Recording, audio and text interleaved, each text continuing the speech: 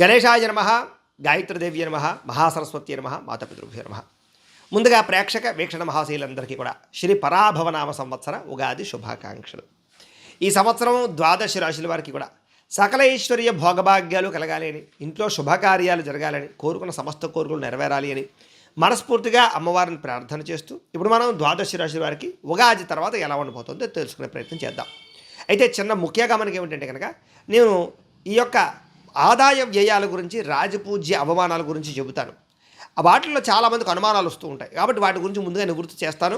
అది అర్థం చేసుకున్నట్లయితే మీకు చాలా సులువుగా అర్థమవుతాయి.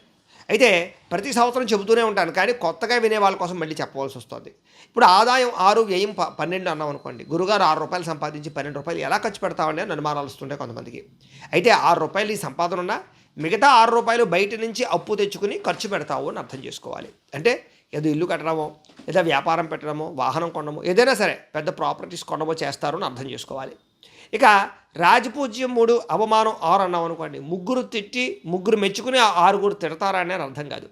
అంటే ముగ్గురు మనం ఎదుగుతుంటే సంతోషించే వాళ్ళు ఉంటే, 6 మనం ఎదుగుతుంటే ఓరవలేని వాళ్ళు ఉన్నారు. లేదా ఈర్ష్య, ద్వేషం, అసూయతో పాడు చేద్దాం అనుకునే వాళ్ళు శత్రువులు ఉంటారని అర్థం చేసుకోవాలి. కాబట్టి ద్వాదశ రాశుల వారు కూడా ఆదాయ వ్యయాల, రాజపూజ అవమానాలు ఈ రకంగా అర్థం చేసుకుంటారని ముందుగా మీ అందరికీ కూడా తెలియజేస్తూ ఇప్పుడు మనం ద్వాదశ రాశుల వారికి కూడా ఈ సంవత్సరం ఎలా ఉండబోతుందో చూద్దాం. ఇక కుంభరాశి వారికి సంబంధించి ఉగాది ఫలితాలు ఎలా ఉన్నాయో చూద్దాం. అయితే పరాభరామ సంవత్సరం కుంభరాశి వారికి ఎవరెవరో ఈ కుంభరాశిలోకి వస్తారో ముందర చూద్దాం. అయితే ధనిష్ట నక్షత్రం 3, 4 పాదాల వారు, శతభిష నక్షత్రం 1, 2, 3, 4 పాదాల వారు, పూర్వభాద్ర నక్షత్రం 1, 2, 3 పాదాల వారు కూడా కుంభరాశిలోకి వస్తారు. కాబట్టి కుంభరాశిని చూసుకోండి. అయితే పేరుని బట్టి చూసుకునేటటువంటి వారు మీ పేర్లో మొట్టమొదటి అక్షరం కనుక గు, గే, గో, సా, షి, షు, సే, సో ఈ అక్షరాలతో మీ పేరు ప్రారంభమైతే మీ అందరిది కూడా కుంభరాశి అవుతుంది. కాబట్టి కుంభరాశిని చూసుకోండి. ఈ సంవత్సరం కుంభరాశి వారికి ఆదాయం 2, వ్యయం 8గా కనపడుతుంది. కంగారు ఏం పడకండి. ఖర్చు కన్నా అదే ఆదాయం కన్నా ఖర్చు అధికంగా కనపడుతుంది. కాకపోతే ఈ సంవత్సరం మంచి మంచి ఇన్వెస్ట్మెంట్లు చేస్తారు. పెద్ద పెద్ద పాలసీలు కట్టడం కానీ, గృహాలు కొనడం కానీ, ఇంట్లో పిల్లల పెళ్లిళ్ళు చేయడం కానీ, శుభకార్యాలకి సంబంధించి ఖర్చులు కానీ చేస్తారని చెప్పచ్చు. కాబట్టి ఏదేమైనా కూడా ఆదాయం తగ్గుతుంది, ఖర్చు పెరుగుతుంది. కాబట్టి దుబారా ఖర్చులు చేయకండి. ఏదైనా ఒక వస్తువు కొనేటప్పుడు 1కి 10 సార్లు ఆలోచించి కొనుక్కునే ప్రయత్నం చేయండి. అలాగే అనవసరమైన వాటిలోకి వెళ్ళకండి.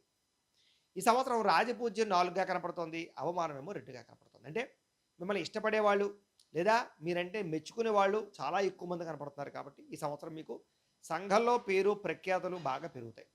కుటుంబంలో సౌఖ్యం కనపడుతుంది. అలాగే ఉద్యోగాలు చేసే చోట, వ్యాపారాలు చేసే చోట కూడా మీరంటే అందరూ ఇష్టపడతారని చెప్పొచ్చు. కాకపోతే శత్రువులు ఎదురుగా కనపడుతున్నారు. అంటే మిమ్మల్ని పాడు చేసేవాళ్ళు కూడా కనపడుతూ ఉన్నారు. కాబట్టి ఏదేమైనా కూడా ప్రతి వ్యక్తితోటి జాగ్రత్తగా మాట్లాడండి. గతంతో పోల్చుకున్నట్లయితే కనుక ప్రజలలో విశేషమైనటువంటి గౌరవ మర్యాదలు మీకు రాబోతున్నాయి. ఇంకా ఈ సంవత్సరం గోచారం చూసుకున్నట్లయితే కనుక గురుడు జూన్ 1వ తారీఖు దాకా కూడా పంచమ స్థానంలో ఉంటాడు. జూన్ 2వ తారీఖు నుండి షష్టమ స్థానంలో ఉంటాడు. శని ఈ సంవత్సరం అంతా కూడా ద్వితీయ స్థానంలో సంచారం చేస్తాడు. రాహుకేతువులు జూన్ 5వ తారీఖు దాకా కూడా ద్వితీయ అష్టమ స్థానంలో ఉండి జూన్ 6వ తారీఖు నుంచి జన్మ సప్తమ స్థానంలో సంచరిస్తూ మిశ్రమ ఫలితాన్ని కలగజేస్తున్నారు. కాబట్టి ఈ సంవత్సరం ఎలా ఉండబోతోంది అంటే కనుక కొంచెం ఏలినాటి శని ప్రభావం యొక్క ప్రభావం ఉన్నా కూడా కొంచెం పర్వాలేదు. గత సంవత్సరంతో పోల్చుకున్నట్లయితే కనుక ఈ సంవత్సరం విశేషంగానే రాణింపు కనపడుతుంది. ఏం పని చేసినా సరే శ్రద్ధ పెట్టి చేస్తారు, కొత్తగా ఆలోచిస్తారు, సమస్యలు పరిష్కరించుకోవడానికి ప్రయత్నం చేస్తారు, మిమ్మల్ని మీరు మార్చుకోవడానికి అయితే ప్రయత్నం చేస్తారు. అలాగే ప్రైవేట్ ఉద్యోగస్తులందరికీ కూడా ఉద్యోగపరంగా అభివృద్ధి కనపడుతుంది. బాగా కష్టం ఉంటుంది కానీ కష్టానికి తగ్గ ఫలితం అయితే ఖచ్చితంగా పొందగలుగుతారు. ప్రమోషన్లు, ఇంక్రిమెంట్లు, స్థాన బదిలీల కోసం గట్టిగా ప్రయత్నం చేసినట్లయితే అవుతాయి. అలాగే గవర్నమెంట్ ఉద్యోగస్తులు కూడా ఉద్యోగపరంగా ఒడిదుడుకుల నుంచి బయటపడడానికి ప్రయత్నం చేయొచ్చు. ఈ సంవత్సరం ఎంతో కష్టపడితే తప్ప ఉద్యోగాలు నిలబడేలా కనబట్టలేదు. కాబట్టి మెంటల్ టెన్షన్లు అధికంగా ఉంటాయి. అలాగే కొంతమందికి అయితే సస్పెండ్ అవకాశాలు కూడా ఉంటూ ఉంటాయి. కాబట్టి చాలా జాగ్రత్తగా ప్రభుత్వ ఉద్యోగస్తులు వ్యవహారం చేయాలి. తప్పులు చేయడం కానీ లేదా లంచాలు తీసుకోవడం కానీ ఇవన్నీ మీకు ఉద్యోగాన్ని నష్టాన్ని కలగజేస్తాయి. కాబట్టి ఎవరైతే శ్రద్ధగా ఉద్యోగం చేస్తారో వాళ్ళందరికీ ఇబ్బందులు ఉండవు. ఈ సంవత్సరం నిరుద్యోగులు కూడా అతి కష్టం మీద ఉద్యోగ అవకాశాలు ఉన్నాయి. కాబట్టి వచ్చిన ఉద్యోగాన్ని అర్థం చేసుకుని సర్దుబాటు చేసుకోండి.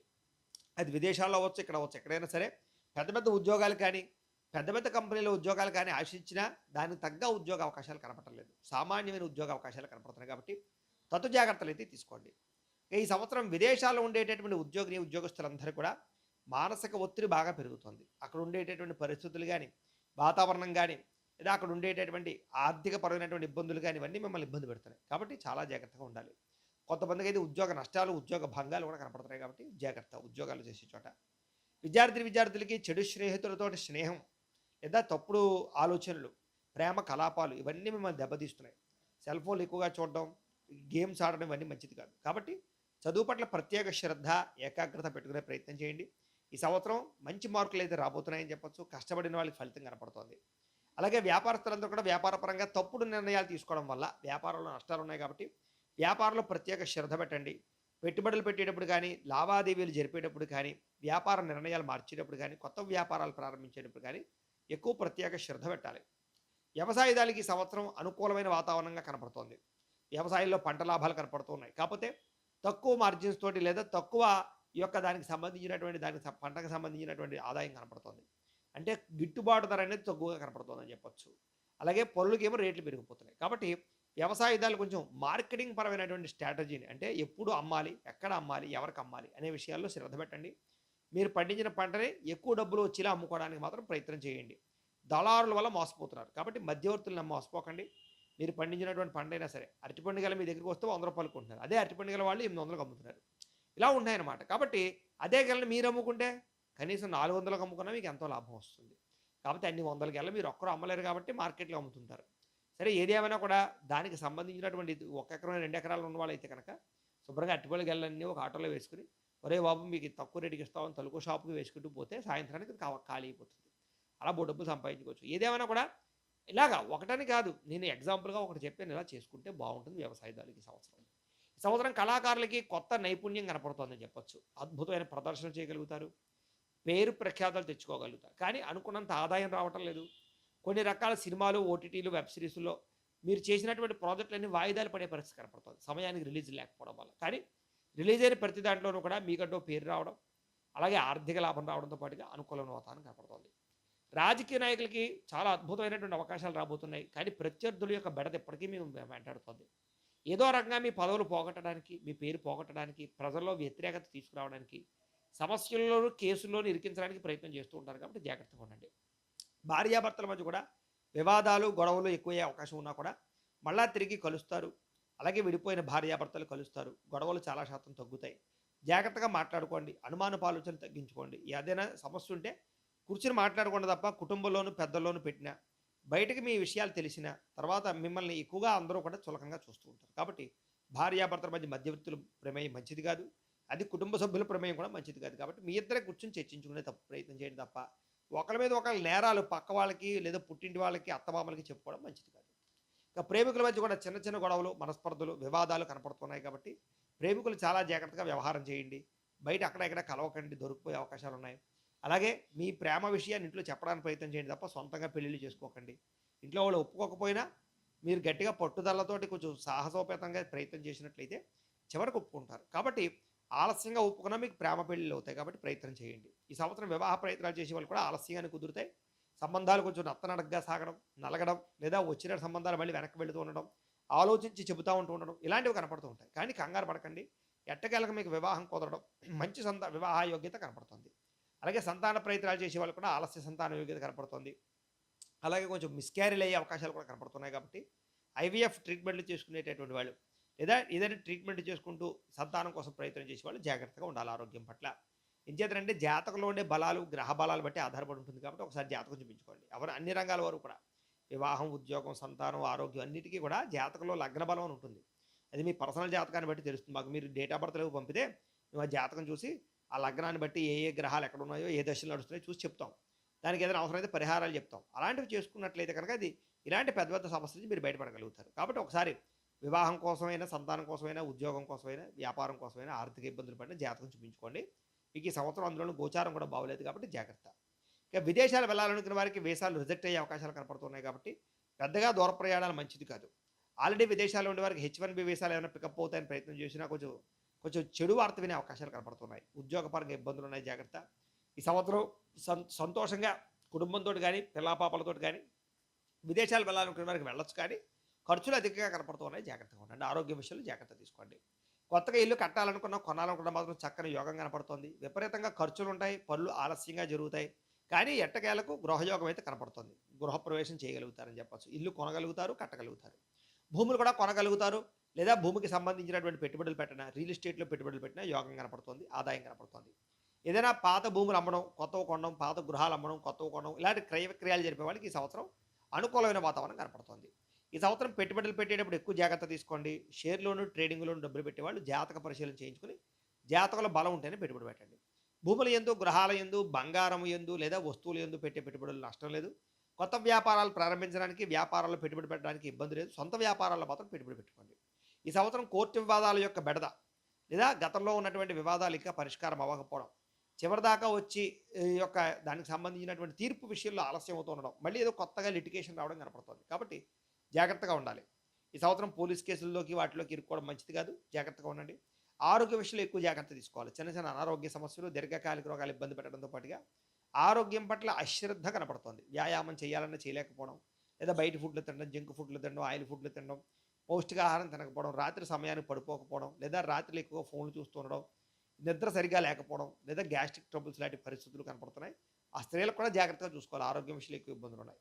ఈ సంవత్సరం రుణ బాధలు బాగా పెరిగిపోతున్నాయి. అనవసరమైన వస్తువులు కొనడం కానీ, వాహనాలు మార్చడం కానీ, లేదా దుబారా ఖర్చులు చేయడం కానీ, ఆన్లైన్ షాపింగ్లు చేయడం కానీ, ఫ్రెండ్స్ తోటి వాటితోటి షికారులకి, సంతోషాలకి, సరదాలకి ఎక్కువగా ఖర్చులు పెట్టడం కానీ మంచిది కాదు. ఎందుకంటే ఆదాయం కన్నా ఖర్చు అధికంగా కనపడుతుంది. కాబట్టి తత్తు జాగ్రత్తలు తీసుకోండి. ఈ సంవత్సరం పెద్ద పెద్ద రుణాలు అత్యవసరం అయితేనే రుణాలు చేయండి. ఇంట్లో పెళ్ళిళ్ళ కోసమో లేదా ఏదైనా గృహాలు కొనడం కోసం అలాగా ముఖ్యమైన వాటికి రుణాలు చేయడం మంచిదే. కానీ తప్పుడు వ్యక్తుల కోసంలో కానీ, లేకపోతే చెడు వ్యసనాల కోసం కానీ చేసే రుణాలు ఇబ్బంది పెడతాయి. జాగ్రత్త.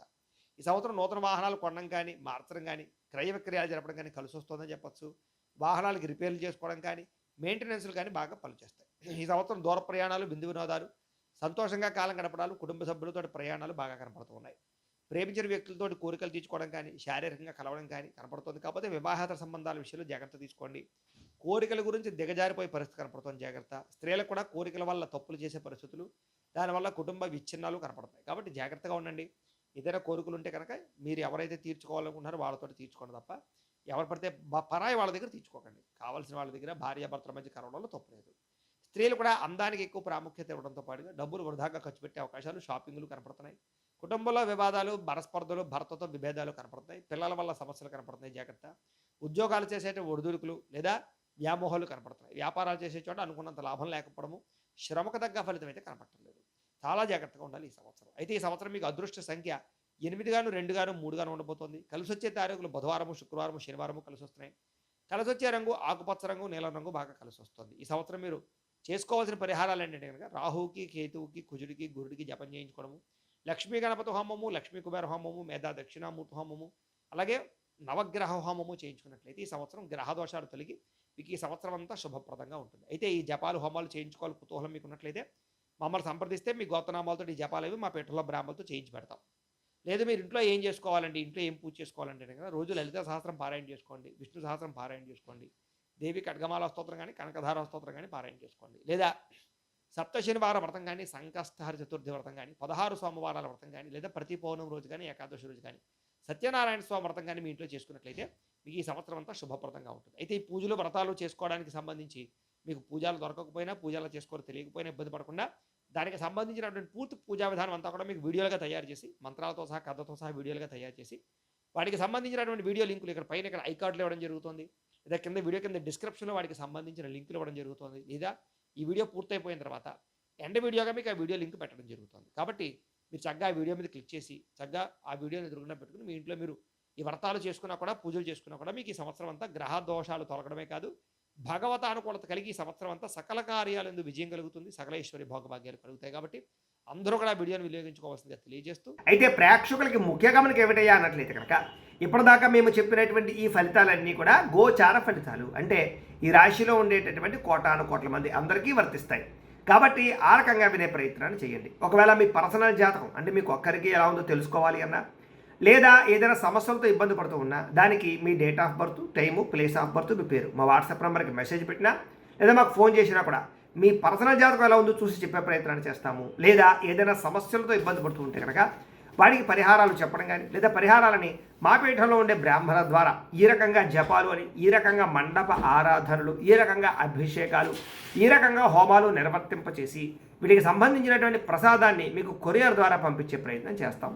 లేదా మీరు స్వయంగా వచ్చి పాల్గొన్నా కూడా మీ చేతి కార్యక్రమాలు కూడా మా పెట్టెలో నిర్వర్తింపజేసే ప్రయత్నం చేస్తాం. కాబట్టి వీటికి సంబంధించిన సందేహాలు ఉంటే ఫోన్ చేసి తెలుసుకోవచ్చు, లేదా వాట్సాప్లో మెసేజ్ పెట్టచ్చు. ఇక మీలో ఎవరికైనా సరే పూర్తి జాతకం ఈ రకంగా పుస్తకం రూపంలో కావాలన్నట్లయితే కనుక దానికి కూడా మీ date of birth, time, place of birth, మీ పేరు మా వాట్సాప్ నెంబర్కి మెసేజ్ పెట్టినా లేదా మాకు ఫోన్ చేసినా కూడా మీ జాతకాన్ని మేము ఈ రకంగా రాసి ఇలా కంప్యూటర్లో డీటీపీ చేయించి ఈ రకంగా పుస్తకం రూపంలో బైండింగ్ చేయించి ఈ పుస్తకాన్ని మీకు కొరియర్ ద్వారా పంపించే ప్రయత్నం చేస్తాం. ఇందులో మీ పూర్తి జాతకం అంతా రాసి ఉంటుంది, చక్కగా చదువుకోవచ్చు. ఇది మీకు జీవితాంతం ఉపయోగపడుతుంది. కాబట్టి మీరు ఎవరికైనా సరే పూర్తి జాతకం ఇలా పుస్తకం రూపంలో కావాలన్నా కూడా మమ్మల్ని సంప్రదించవచ్చు అని తెలియజేస్తూ, అలాగే ఇంట్లో డబ్బు నిలబడకపోవడము, ఆర్థిక ఇబ్బందులు, రుణబాధలు, వ్యాపారాలు సరిగ్గా సాగకపోవడము, ఇలాంటి సమస్యలతో ఇబ్బంది పడుతూ ఉంటే కనుక అలాంటి వాటికి ఇలాంటి లక్ష్మీ గణపతి యంత్రం, ధనజన వశీకరణ యంత్రం అని ఉంటుంది.